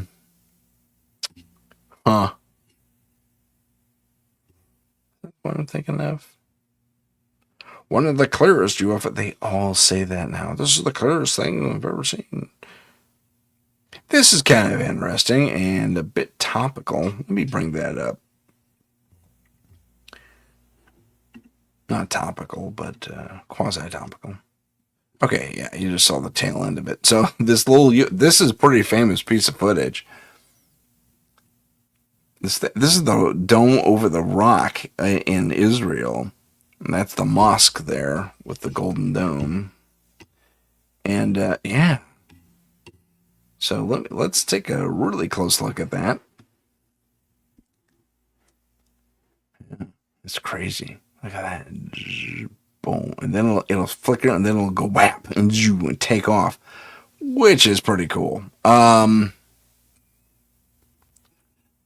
if I'm not mistaken, back when there was sound on this, it actually set off when it goes through warp drive after the flash. It actually set off all the car alarms, which is pretty cool. I thought that was pretty neat. Again, clearest video ever. I don't think so. That's fake. Woman claims UFOs cloaked over the mountain of California. Not a cloud in the sky. I've seen this video. 1991. Oh, wait a minute. Is this my guy? Did I find it on accident? No, this isn't my guy. I thought it was the saucer I've been looking for this whole time.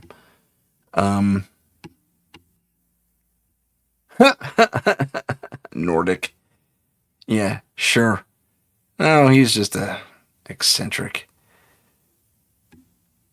Nordic. Come on, dude. Exceptionally tall people aren't that rare in this world. I mean, they're rare, but they're not that rare.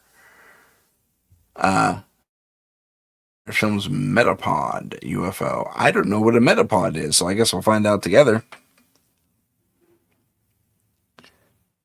Okay. Metapod. Okay. And he banked into it. He's chasing it. Okay, that's goofy. Okay. All right. Yeah. Bob Lazar was right all along. Well, we knew that already. I'm not going to waste anyone's time on that. And yes, we are over time. Oh my goodness, ladies and gentlemen. It's time to say goodbye. Past time to say goodbye. I'm turning into Joe Montaldo over here. No offense, Joe. I love you. So, ladies and gentlemen, my name is Tim Sudano. This has been Paranormal Insight, and my apologies for going over. Have a good rest of the week, and we'll see you next time on Paranormal Insight. If you have a paranormal experience that you would like to discuss on the show, please email us at paranormal.insight.podcast@gmail.com. That's paranormal.insight.podcast@gmail.com.